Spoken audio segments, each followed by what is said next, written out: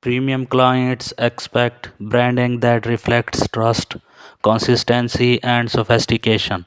In this tutorial, I will show you how to create a complete corporate brand kit in Photoshop step by step. Start by creating a new A4 size or presentation size canvas and add your brand name and tagline that at the top. Define the primary logo, choose a color plate, and add a typography selection like headline, font, body font, and usage example.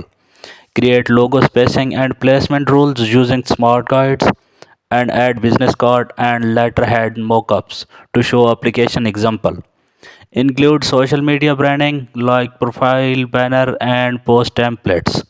Add brand imagery